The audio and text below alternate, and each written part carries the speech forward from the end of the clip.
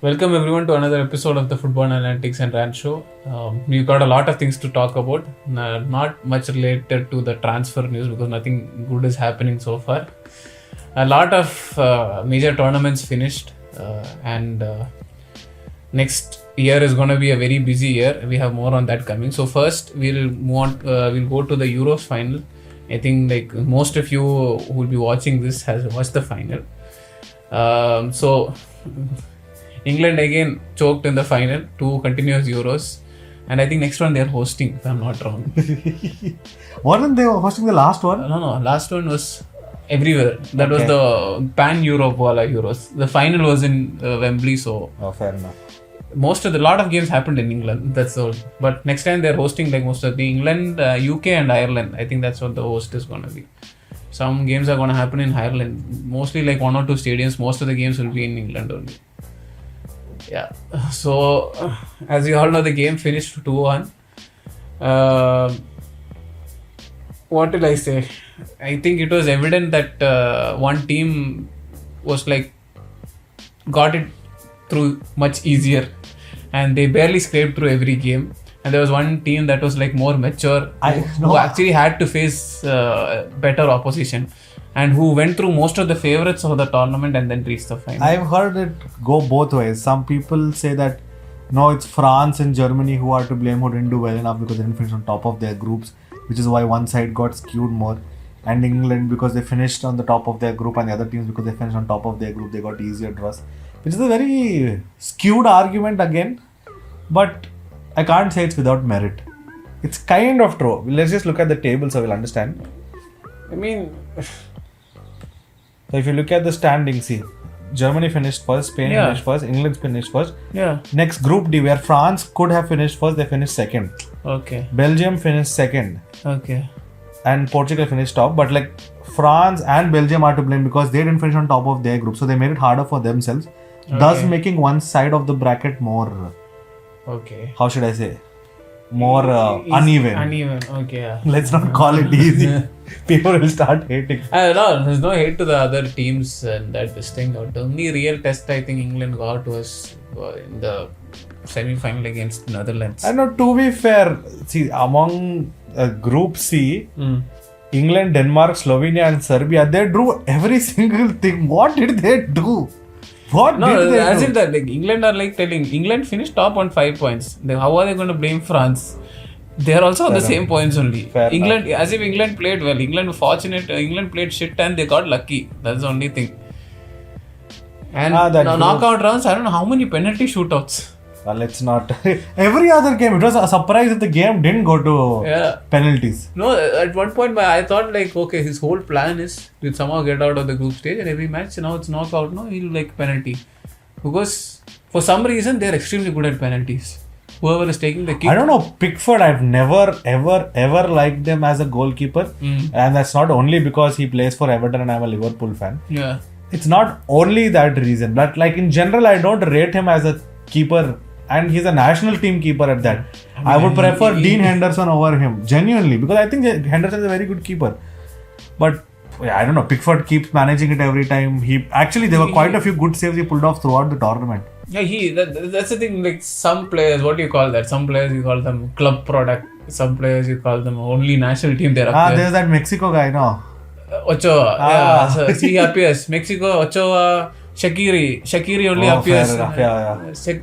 These guys you will only know they exist in major tournaments. Fair enough. Ochoa, you'll see only this thing, World Cup. His club career is very mid-average. Shaqiri also, he had a better career, but you've never seen any highlight reel of him in club football. Anything you'll see either in Euros. He'll come score a banger in every Euro and go. No, I mean he was good for Liverpool when he played there. I can't speak for other teams. But he was not like a consistent starter. He was always like a super sub only. So he didn't have much injury prone of a legacy. Yeah, very injury prone also. And these are shorter tournaments. Anyway, we're coming to the final. So the game I think started with, I think the first goal was I think it was coming. It was coming. England were not able to keep the ball. I don't know what they were doing. They get the ball, 2 passes, they lose the ball.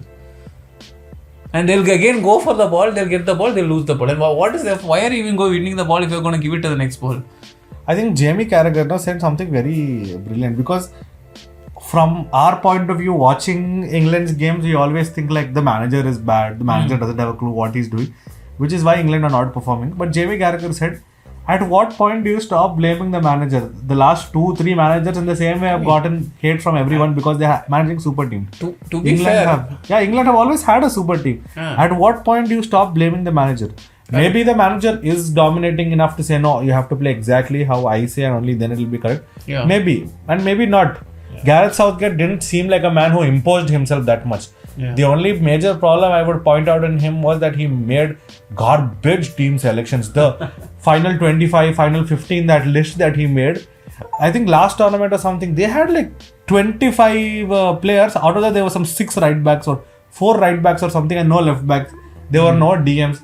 So it's weird selections like that and no one understands why he did what he did. To be fair to him, he did make them reach 2 Euro finals in 8 years. He took them to a World Cup semis. I don't think any England manager has done that much, like other than the one time they won the cup. Yeah, see, because when we look at it, we are like, this guy doesn't know what he's doing. But if a person doesn't know what he's doing, how much can the players carry him? So clearly he knows at least a little bit of what he's doing. Yeah. So we can't discount him completely. One thing I'd say is that this thing, I think a lot of people talked after that penalty shootout, this thing. He had a plan for this thing. I don't know what he's doing in the game. He like either kill the game in the last minute or go to penalties. That was his thing. And it was almost worked out for them, even in the final. There was a moment and everybody thought that it would go to penalties again. Yeah, so coming to that game, as telling England kept losing the ball, Spain had. So eventually the first goal came. Harry Kane was not visible in that game. I think he has not been that great the whole tournament, even though they won the Golden Boot, but just 3 goals. Now people were saying that he was not at his best fitness and all of that. He was knocked. I think against the game against Real only, that semi-final, they subbed him off. He was actually not good. There was that time we were thinking, okay, why are they subbing him out? And at this point, that was a bad decision. But something was wrong that time itself, and he didn't stay with the club. He immediately left for this thing, the England camp the next day itself. So he was not at a good form. But so you know that also. I had a feeling he should have made the sub a little earlier because... Exactly, his substitutions are always too late. Too late. That's why he's again going for this thing. We'll go to extra time, we'll go to penalties and somehow win. Oh, that's a very weird tactic. To be fair, throughout the tournament, there were only 2 teams. Yeah. And we had discussed this before the tournament itself. My phone is a little teda, so maybe the angle is a little teda. Hopefully it'll come out fine. So before the tournament also we were discussing that the 2 best teams seem to be Germany and Spain. Yeah, correct. And unfortunately, they had to face themselves a little earlier in the competition than we had anticipated. Correct. And because of that, I think we were deprived of a lot of good football. Correct. Because other than Germany and Spain, it's very hard for me to think of teams that were actually good to watch, entertaining to watch. Other than Germany and Spain, it was just mostly the underdog teams that were playing well. Fair enough. Rest everybody, what was France on? France was playing haram ball, peak haram ball. I don't know what is wrong with that team. Like where is that free flowing? Exactly. What are they lacking that they have to play like they are a relegation threatened club? I don't understand. They legit couldn't score a single goal. They had to rely on penalties and own goals. They won like 2-3 games on own goals. I don't know what to say. I don't know what his tactics are, but the thing is that he's got them through so much. He's won them a World Cup. He's got them to a consecutive final. I think he should step down at some point. Like he should not stay like Joachim Löw and spoil his image, then drag the whole national team down. You could see Germany is a very big example of that thing. He's staying and they're not firing him. Let's not get into the deep intricacies. We'll come back to the game. So substitution again. Why so late? And see, you can look at the score sheet. It says Cole Palmer 73. Throughout the tournament, if there was one player who actually, every time he played, showed up was Cole Palmer. And that guy was never starting. I cannot make sense of such decisions. It makes zero sense. Like, if I see you in 1 game, 2 games, and I know that, okay, this guy is going to come, he's going to make an immediate impact. 3rd game, 4th game, 5th game, at some point I will start him. No. I don't know what goes on through Southgate's head, but We are not hating on people. Last time we posted a video about the Arsenal thing, some guy went off in the comments. We're not hating on anyone. These are just our opinions. And what If happened you to don't Arsenal? agree, what happened to Arsenal? No. We're not throwing any shade. But I'm just saying. We didn't say anything wrong. What is this thing? That guy told he expected that they were going to win the league. So Arsenal flag. See, people going completely off topic. People hate a lot on United fans, Liverpool fans, City fans and all. You don't hate Arsenal fans because Arsenal haven't won many things in the recent past. Yeah. My God, are they delusional? They are delusional to an extent that is quite concerning. I know Arsenal fans are there. There are a lot of fans at least in India. They have a good fan following. Like among the PL teams, I think after Chelsea and United, I think they have more fans, I guess. No, that is because that's what I'm telling you now. It's about what time you were born and what team was winning at that time. So this thing also, like till last year, I've never seen anybody open their mouths. Arsenal fans, they'll be like suddenly sharing their team's messages. Whenever they win, they'll just react. Nothing. I have never seen any of them bragging this much until last year. I'm like, where did this come from? Like, don't you even realize that where you were like 3 years back? Fair enough.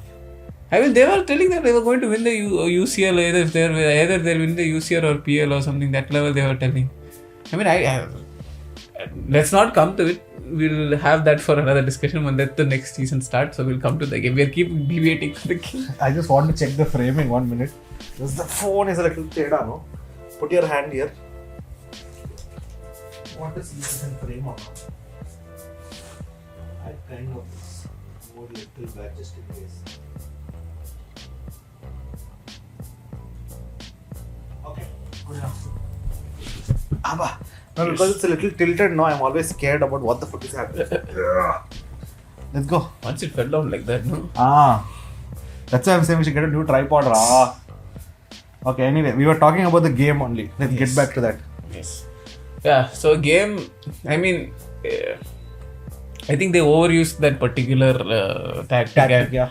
And to be fair, no, there was not a team strong enough to exploit them.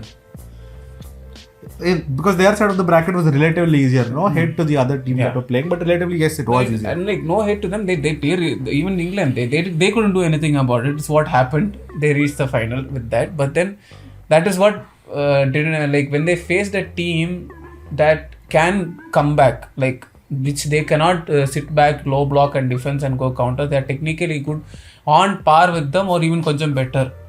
I think Spain was the only team that is at that level they faced this whole tournament. So when it came to it, I think once they didn't have an answer for that. Once they saw this is not working, they don't know what to do. Like there was literal confusion. And I think we are only talking about what England lacked and we are taking away credit from what Spain did, which is quite, how should I say? Astonishing in one way to me because I did not expect the new coach to come in and do so much. Yeah. Because Luis Enrique was sacked at the end of the World Cup run only. Mm-hmm. So I did not expect it, but apparently he has been the under-21s or the youth coach manager for quite some time. He won like a lot of youth level tournaments. Recent, I think which ties in very well to these guys, no? Yeah. Because all of them are young players. Yeah. Like relatively young at least. He's worked with most of these players, young players before itself. Senior players also know him. Like I think he was assistant to this guy, before Luis Enrique. Yeah. So he already knew the players. I think to be fair to Enrique, I think he set up the team for him little bit in the prior. Because he worked with them earlier, the tactical, I think there's not like a huge difference in the tactical giveaway. He just refined it better, and I guess he gave more chance to young players, and he didn't rely too many on the old players. Fair. He did have favorites, and like every manager has their own favorites. But still, like this was one of, I think since I was born, this is the first time, and since I started watching football, this is among the first times I'm watching a Spain team win games without actually dominating position, dominating the ball. They were very comfortable off the ball also, which is very surprising to me because I've traditionally seen. I'd say the credit is like lot to go to the defense as well. I think very solid defense. Like people say the midfield is good. I mean, they have lot of their big players are not playing itself. True. Like who are starting early, I think during the Nations League, this thing also they're injured. So they had to start young field, but defense was solid, and again credit to the experienced players. And I think Carvajal was brilliant, absolutely phenomenal. No, that this thing, no, you could have seen the mentality during this game. The whole stadium was covered with English fans. There was only a one stand with Spanish fans. Small pocket, yeah. Still not intimidated at all. I mean, it could be because he plays for Madrid, maybe. True, fair enough. No, it's still like I don't know that. I can't pinpoint exactly what clicked for the team, but all of them were playing with such chemistry. Like they were committing so much. Like they were like, we are going to win. Like at any point, if any point in the tournament, did they look like start doubting themselves? Fair enough. Either they had that much confidence, or the teams were not testing enough. So I would like to go with the previous one, which is the confidence, chemistry. And see, both their wingers, one is Nico Williams, and of course, Williams has played for some time. It's not like he spawned out of the earth or something. Again, to the point, like this is not only a Barca Real biased team. True, exactly. There was more diversity than, let's say, there were so many Betis players, there were so many Bilbao players, and it was very athletic club players. It was refreshing to watch. There are some what is that? I think so. They had some PL players also. True, yeah. Usually, like if you look at the great Spanish team before, mostly it will be consisting of Real and Barca players. Maybe that reflects much on those two clubs that we don't have too many Spanish players anymore in the team. Fair enough. One interesting thing I think is because probably he understood that if he takes like only from two teams, it's not like all those teams don't have enough, like that people are not talented enough. Certain players don't gel along with each other, so that could lead to a problem. I mean, these if I don't know, like even when they played for the national team, there was small friction between them during year before, but because they were very good, no one could exploit any of those things. Correct. So right now I think he's selecting players on how they can manage with the other club's particular players, how tolerant they are of this, how much the club division will come inside. So I think that's why like there is no huge representation of one particular club right now. And all of the players that were there were equally talented. Like one game you saw Pedri go off, Olmo came back in, and when Olmo came back in, he did impact the game. Brilliant.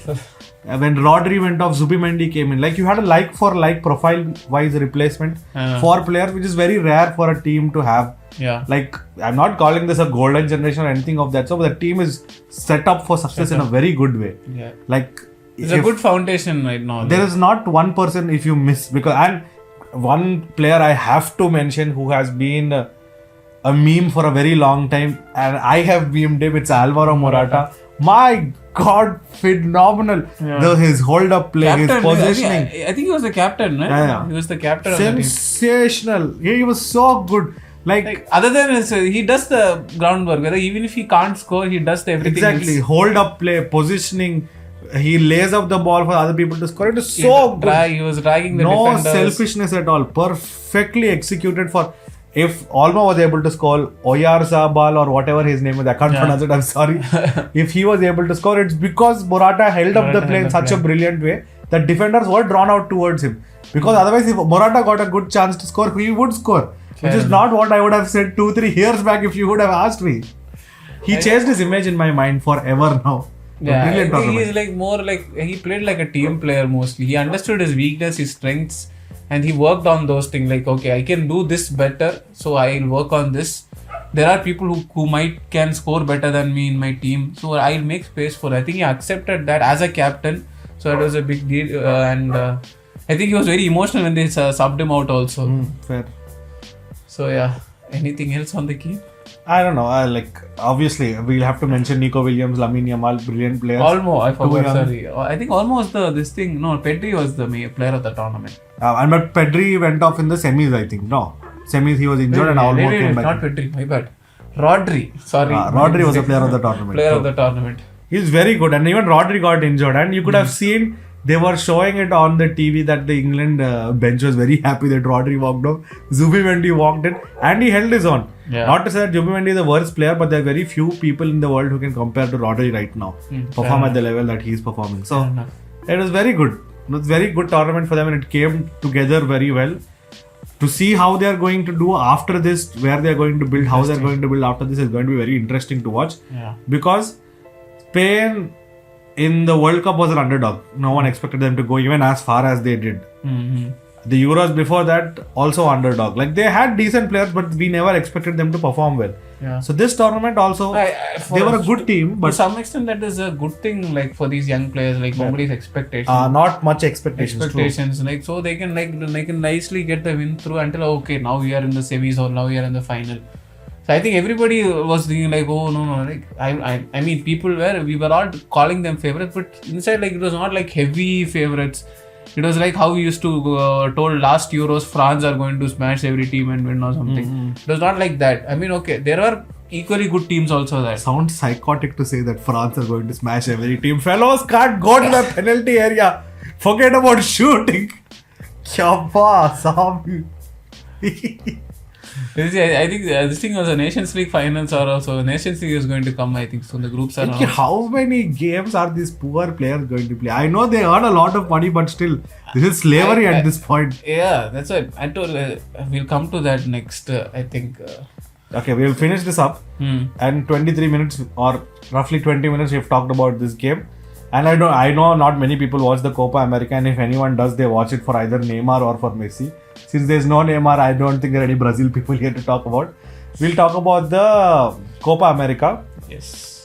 Okay, I will finish it off fast because there's not much to say. Yes. First takeaway from the tournament, obviously Argentina were champions.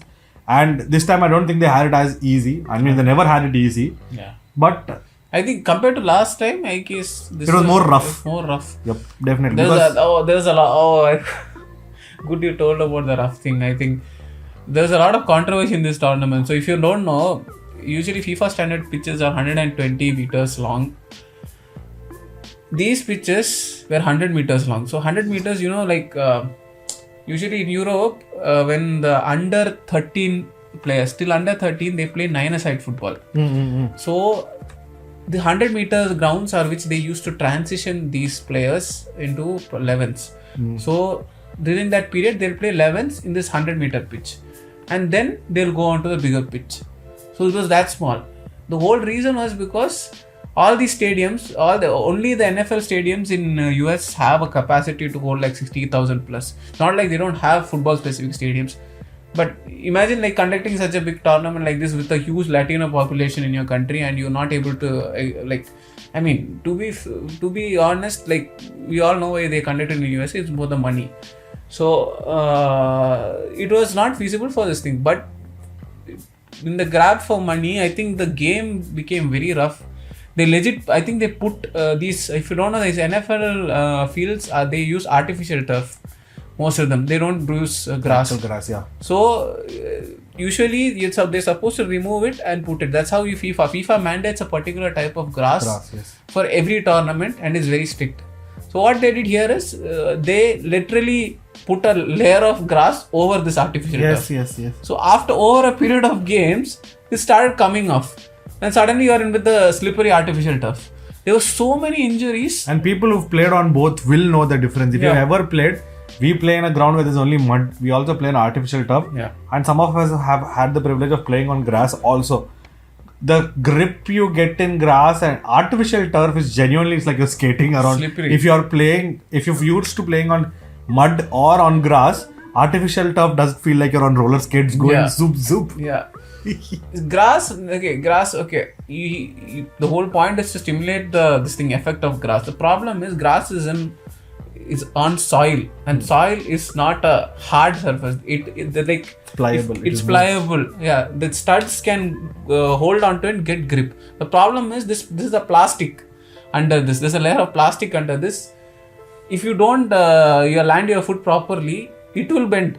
It will. I think there were a lot of non-contact injuries this time, including the final. Already, Copa America is like it's some gang fight. It's like some street fight. On top of that, I'm genuinely telling you, games were so poorly organized. Before we get into my 3 talking points about this thing, it was a shambolic. People were especially final, no? Yeah. People were getting into the HVAC system. HVAC is the AC vents. People were getting inside to go into the stadium. And this is US, like the most biggest stadium facilities is supposed to be in these stadiums. The Olympics are going to be held. The World Cup is going to be held there. Four or five of the stadiums are going to host World Cup matches. It was atrocious. I woke up at 5:30 to watch the game. They said game is delayed by 45 minutes. Okay, the final I'm talking about. 45 minutes. I'm like, okay. I think I was 6:15. 7 o'clock. After 7 only, I think the game started. 6:15. I'm like, okay, game will start. They're like delayed for another half an hour. I'm like, okay, still not time for work. I'm supposed to reach at 8 o'clock. I can leave by 7:30. 6:45. They're like, game delayed. This time they're not telling me when the game will start. I am like, okay, I don't know what to do, but I have to watch the game. The best part is you're watching the Euros final and then you are sleeping for a few hours and then you're going to watch this. It was so bad for me work that day. So I put on my earphones. I plugged in my this thing. I took a shower with my earphones on because I didn't want to miss the game. And I had to, because Copa America is not being streamed anywhere. Yeah. I had to watch an illegal stream. Say, fair enough, correct. I am conversing this on YouTube. I don't know if police will come after me. I'm just saying, I had to take a shower like that with this thing on. And I went to work like that. During work, I took permission. I literally took half an hour permission. I'm like, ma'am, I'm doing something. I'll come back later. And I came late just to watch the game. That game is another pain in the ass. I don't want to say anything about it. So random. Now people are skeptical because next year they're going to host the World Cup. So the Club World Cup is going to happen in the same country. Will it be like this? They are saying that they are going to. It will be worse, sir. I don't know. They're saying they're going to break off parts of the stand and increase the size of the field. How well this is going to happen, we never know. It could not. I mean, mostly, at least by the World Cup time, it should be ready because they have 2 years' time. No, I understand FIFA is money hungry, but this money hungry, you should at least, I'm not saying they have to meet like Olympic standards, intergalactic standards and all. But I'm telling you, it was so bad to watch, and I was happy that the game was not telecast because more people would have seen it. It was like watching some local, I don't know, no disrespect to the local, village football level they are playing, but it looked like this ground was so small, like people are compact together. Exactly. That it forced people to get creative. It was like playing street football. Exactly. Street football. So it's more on one-on-one things. Like you can't pass it around too much. There's no space to pass. There was no space. In the effort to get the pitch wide, in the first few games, especially the games that were played in places like the Hard Rock Stadium and all, they were I thought that the players are not in full rhythm and all because the ball was going out 20% of the time in the first 20-30 minutes. The ball was always out. I'm like, there's something wrong. There is something wrong. I couldn't get this thing to it. And then I kept scrolling on Instagram. Then I found someone explaining the same thing that he told. I'm like, okay, that is interesting. Okay, we've been on this rant about the organization. This is the whole bad part. Now we'll come to the good things that we got from the tournament. There are not many good things. Then the reason, we say, okay, this was more, let's say, at least in terms of competitive wise, this was actually a better tournament than the last. This actually looked like a tournament. Yeah, because people hate on it for having lesser number of teams. They're they play this thing directly or at round of 16, directly or at quarterfinals. 10 teams play, 8 will go to quarterfinals. Yeah, which is very weird. People keep mocking it a lot. I understand, but the number of teams is less. So there's not much they can do, and they still have to make a tournament out of it. They can't play 4 games and go home. Again, money is the main motivator. Exactly. They need more matches they play, more money they can get. Correct. You can't play 4 or 5 games and call it a tournament and go home. That's not good enough. You need at least 6-7 tournaments. Correct. So you can drag it so that more number of games, so you can invite people to be a part of it and stuff like that. Yeah. So let's get to the good parts. Good parts, Argentina won. It was a more rougher ride than the last Copa America. They required more character again. Definitely. Shout out to Di Maria. Obviously, for retiring also and contributing, absolute legend of the game. Big game player. He every time some big game is there, he'll show up. Definitely. He's not one of those players who sit back and expect things to happen. Yeah, only place that he couldn't work out was United. That's up to you to debate. Okay, if you still think that he was bad player, I don't know. Leave it. Yeah, I am not getting into that conversation only, but yes, there are few players worthy of discussing the whole tournament. While still staying and talking about Argentina, we have to talk about Di Maria. Enzo Fernandez, without his racism incident, was also good for sporting reasons on the field. Martinez. Again. Both the Martinez. Correct. So Lautaro Martinez. Apparently they're telling like he actually has a genuine shot of finishing top 5 in the Ballon d'Or this year, huh? Yes, Damn. statistically he's good. He won an international trophy. I think he won Syria. It's basically a popularity contest now. So. Fair enough. But yeah, I'm telling like more than Messi. I think he did from Argentina. If they give Messi this year, at some point people will. So last year was a scab, sir. For League One, he won League One and MLS trophy. No. Their explanation was even better now. We are calculating it from this month to this month. In between this, he won World Cup also, so we gave it to him. That's the most stupid explanation I've heard of it. I never understood. Okay, I understand. The previous year they told World Cup is big. Okay, get it. But how is a League One trophy bigger than a Champions League trophy? Logic Pro Mix. Like since when is like this? Like I have never seen like this. That is the reason then Neymar should have gotten Ballon d'Or. Correct.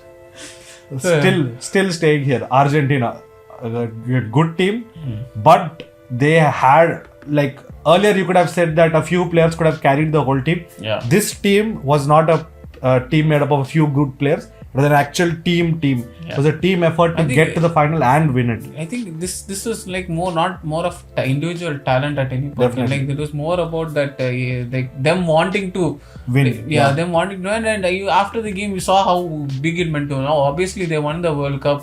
They already won a Copa America. Even if they don't win this one, also it's not going to be anything. Nobody is going to say like they're still people will say they're the best team in the world. I had to think about it.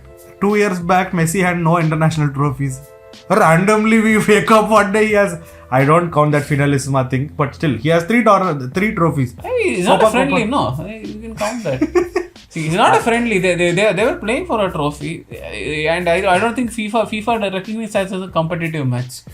Fair enough. Either way, like we just woke up and now you can't say that he didn't do anything for his country. And this tournament, people were expecting it also to be Messi's last tournament. He didn't technically announce anything, but we, for all intents and purposes, assume that it is his last.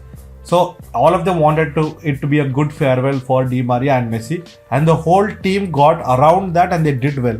Especially like we were talking about Lautaro Martinez, I never rated him as a striker. No, nobody like we were calling him overrated most of the time. So this tournament, both the Euros and the Copa was about two strikers who are not rated. Correct. My God, Alvaro Morata and Lautaro Martinez. Like Alvaro Morata is hold up play and all facilitated his team. But Lautaro Martinez, every time the team counted on him, he delivered. Assist, he goal, delivered. My God. And the best part is now, he was not cocky about it. He's like, okay, these people are trusting me, I'm doing it. And he never is like, yes, like we have cocky celebrations now. We have the karma where like look at my name. This is the first time like he used to play well for Inter. Like he has been consistent for Inter for a long time. Yeah. But he has never managed to translate it to the national team. Even when the World Cup they won, a lot of people are telling he was the worst player. Definitely. In that final, if you would have watched, there were like so many moments in which Argentina could have killed the game. Because of those misses, it allowed France to come back into the game. True. But this time, he actually played well and he was like one of the best, if not one of the best players for them in the tournament. He stepped up for the national team. Responsibility was on him and he delivered, which is a very different thing to say because we've only had conversations about Higuain like that or like Messi or Di Maria like that. There was going to be parallel comparisons like he's going to be another Higuain. So right now, to put it in a very simple way, it was a tale of two strikers redeeming themselves. One by actually scoring goals, one by helping his team build around him. Yeah. So Lautaro Martinez did a very good job. So that is one thing. So we finished about Argentina. Argentina, good team, great team, team effort, very good. Yeah, Lautaro Martinez, the best team in the world. No doubt, this thing that they won the team. But I think most of us would have wanted another team to win. We'll come to that team. Second thing, standout thing of the tournament, and I think that's a more notable thing than Argentina winning is Colombia and their run till the final. Yeah. And one player in particular that I have been saying over and over again for the past 2 weeks. Every person I'm meeting, you can ask him. Yes. Every time I meet someone, I'm like, "Are you watching the Copa America? We were surprised. Everyone is surprised. He's playing in Qatar. We were chumma James. trolling him last day. Okay, he's playing in Qatar. In between our videos, chumma like during our conversation, like he's playing in Qatar. When did he reach Qatar? Yeah, actually, he went from Everton directly to Qatar. Like, okay, done. His career is over, and out of nowhere he comes up and this like. James is actually exceptional. He was playing on some. I'm telling you, we should have done some drug tests on him. The way he saw the game was completely different. It was on a league of its own. Correct. And it was like a traditional how if you have ever watched videos about number 10s or about breakdowns of how different roles in football, number 10 peak. It was like the manager told the whole team, see this guy, he has no role. He will play wherever he wants. He will do whatever he wants. Make sure you are available when he gets on the ball. And the team supported that idea. It was so good. Everyone around him were so dialed into this weird tactic to say that every time James was with the ball, he found himself in space with enough time, and someone put their hand up, the ball found him. I don't know how it happened. Makes no sense. Some of his passes were outrageous. Like legit, I'm telling you, he got the ball. He would be at halfway line. Someone would put their hand up somewhere. The ball would go directly to him. Nothing doing it. And it would land so perfectly that his first touch would be perfect. Of the player who is receiving it. I was like, what am I watching? And I thought it was like a 1-off, 2-off. I thought as the competition keeps getting better, more difficult teams keep coming, it will get difficult. No. The stats say he finished with 6 assists, which itself is a lot for playing 7 games and getting 6 assists. Which means 6 or 9? No, 6. 6, okay. But I am telling you, if you are actually, they have these key passes or something. I think 6 is like the most ever in the tournament, I guess. Might be. In terms of assists. Might be. Getting 6 assists is not, it's much more harder than getting 6 goals. No, to think about it, only in 7 games, for a player who all of us think is finished, I will accept it. I like him as a player. Everybody told, I told that, like he's done. He's like the wasted potential, this thing. He's like the Neymar. Little worse, but yeah, Neymar. I'll give a perfect example. I genuinely thought he'll end up like Alexander Pato. Oh, shit. Initial this thing, reach a peak very fast, then like immediate slump. Drop, yeah. He's not even that old. He's not. I think he's young. He's less than 34, I guess, if I'm not wrong. He's 32, I think. 33 years old. Yeah, correct. 33. That age he's playing in Qatar. Oh my. Hopefully, I think this is like for the world to see like number 10s are still relevant and can be used if you have the right setup around it. I have a hot take that tactics in football are overrated.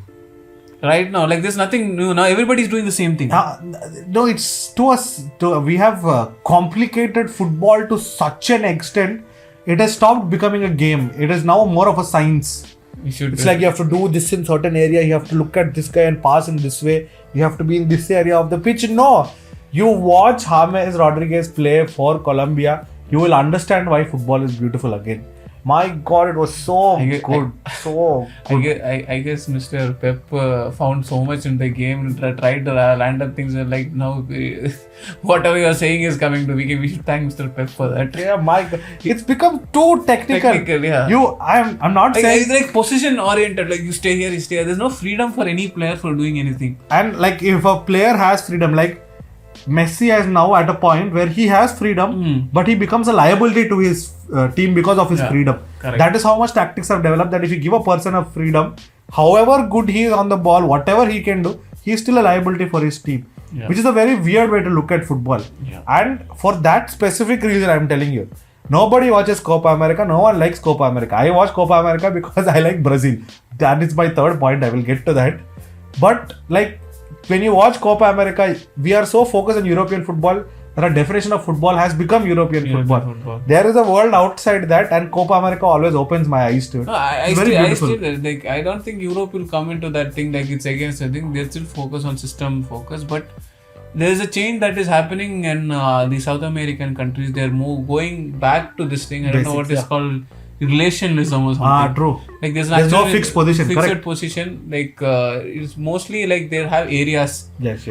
And some of these teams, like they have players who actually can know the basics of every position. True. So if in case something like happens, they can do decently for a given amount of time. So by that time they'll keep changing.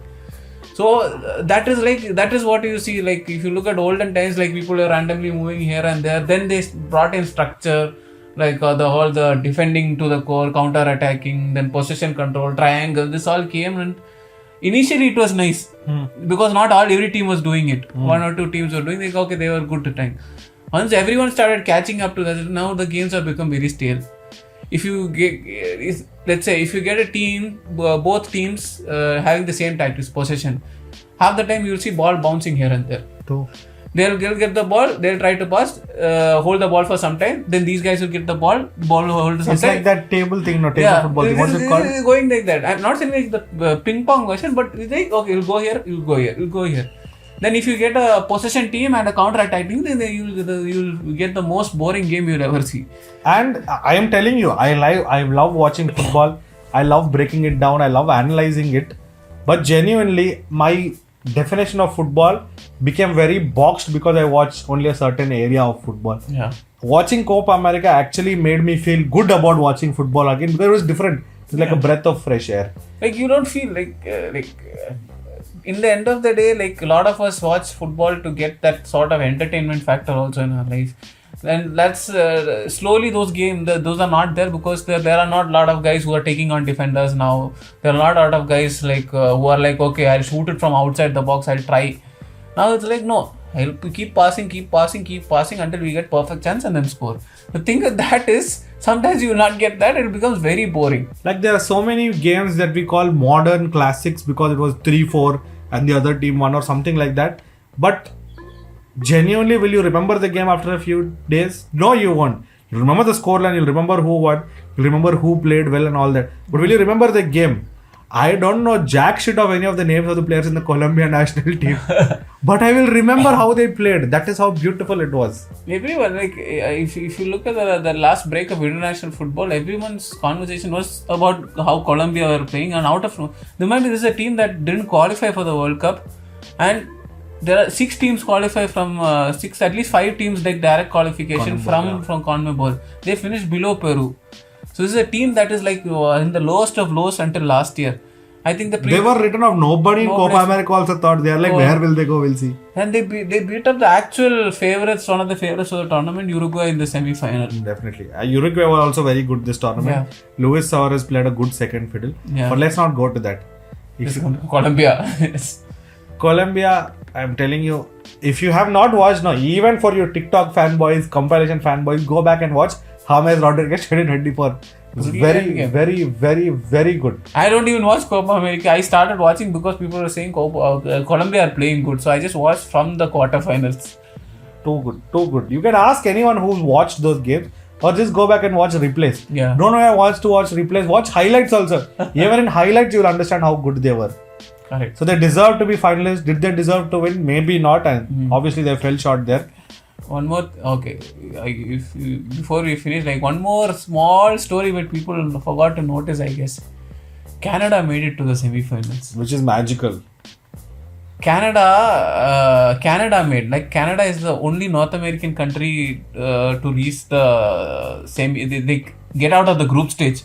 Both Mexico and US. Okay, before the tournament, I heard so many US like, okay, at least quarter, semi, you'll reach. Canada made it. And it is fair enough. They ended up losing to the eventual winners, which is very respectable for them. Given like they didn't have a very decent World Cup, I guess. They didn't win a game. They only scored 1 goal. So this is a very good thing for them. I mean, they're not like, I'd say, like a very big footballing country, but then that bunch of players have like some potential in them, and I was genuinely surprised that they reached at that point. I thought, okay, if any teams are going to lose, I was expecting US to go further, given they are telling this is their golden generation or something. US and England are now synonyms. Yeah. Overrated all the time. I'm sorry for saying US is basically England light. England is like we are best in the world. US is like we are best in the rest of the world.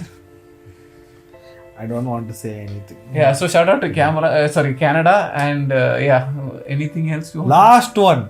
The downfall of the so-called greatest flair playing nation in the world, Brazil. Oh, I forgot that. My God, I don't know.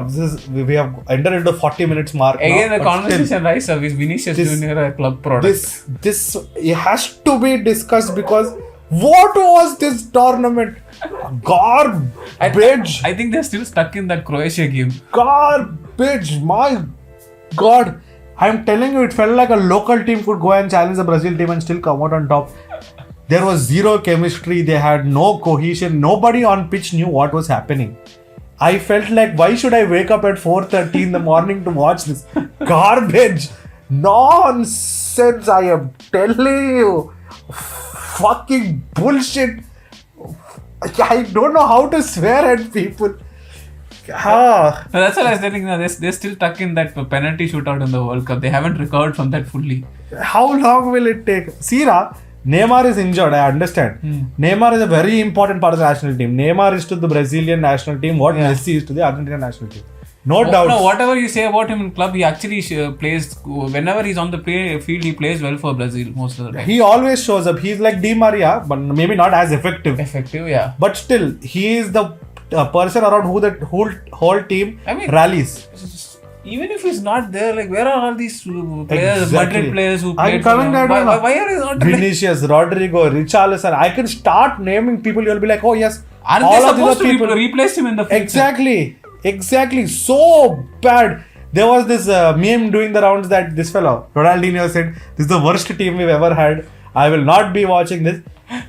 Obviously, Ronaldinho always keeps playing the fool. Yeah. So I'm not going to say much, but still, there's a reason why he said that shit. My God, I will read off the lineup of the last match they played a quarterfinal against Uruguay. Okay, you will know Endrick, the new sensation going to Real Madrid. Yeah. Rodrigo, Rafinha, Lucas Paqueta, Bruno Guimaraes, Marquinhos, Eder Militao, Danilo, and Alisson. No shortage of talent. Out of the 11 people, I only don't know 2 people. And those 2 people also, I know. I don't know them as big There are names. 2 Champions League winners in that team. And they are key players for that team. No, where are Militao, Alisson. Oh, there are 3 Champions League winners. That is even Rodrigo. worse. That is even worse. There are three players who played in the Champions League. Out of them, 2 are one of the best players in the Europe last season. Okay, I will tell you who they played against. Uruguay, they got a red card and the match still went to penalties. Okay, Darwin Núñez, you know. After that, Pellistri, you might have heard if you follow football a lot. Federico Valverde, you might have heard. Ugarte, you might have heard. Backline, other than Nandes and Araujo, I don't know Jack. Fair enough, correct. Keeper, I have never heard of him in my life.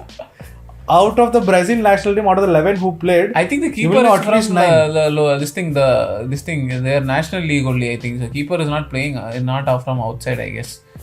He's not playing in any bigger team. Keeper is unknown relatively. Compared to that Brazil team, on paper, you will not say Uruguay is like the better team in terms of quality. Technically, no. You see any team they played against. They played against Mexico, USA, Costa Rica, Paraguay, Colombia. They drew against USA. Colombia is the one they played last group stage game. Yeah. Look at this shit. 7 shots on targets against 13. It seems. Colombia dominated the game. However much I praise them, how Vinicius Junior, Rodrigo, Rafinha, Lucas Paqueta, Bruno Guimaraes are struggling to score. I don't understand this. I make zero fucking sense to me. Zero. And if you had watched the final, if you didn't watch the whole Copa also, if you watched the final, you could have clearly said that the quality difference between the Argentinian national team and Colombian national team is apparent. You can see and tell, okay, these people are not at the same level. Still, this Colombia team managed to push and go through the game there. To make it very even. That mentality, fire, that will, that drive to do something clearly lacking. I don't understand what was this tournament. I don't know what this team is. I don't know what the fuck is happening up there. Garbage. If you don't believe how bad they played, go watch. I am telling you freely. If you disagree with me, you are clearly blind. There's no, you would read. See, you can think it's only my opinion. there are people even more hardcore Brazil fans than me. You go ask them how the tournament I mean, at this was. point, it's quite evident like they're not good as a collective at all, no matter how much talent. They are like the equivalent in cricket would be to compare them to the West Indies national team. All of them individually, wherever they go, they'll be whooping as they come together as a national T20 team, gone. Fair enough. It's exactly like that. And I don't know why that is happening. I don't know where the culture eroded, because the lack of quality is clearly not there. Other than having like an out and out striker, they have everything else. And Richarlison, okay, maybe he can play centre forward, maybe not a striker, but still, it's decent team. It's a more than decent team. They should have been easily at least been able to make it to the final based on the names on the team sheet alone. Team sheet, yeah. You take their FIFA ratings, put it on a list. It's They'll be always the best. Whenever Brazil play Copa America, the minimum expectation is the final. Final, I know, right? That's how this thing I mean, this is Brazil.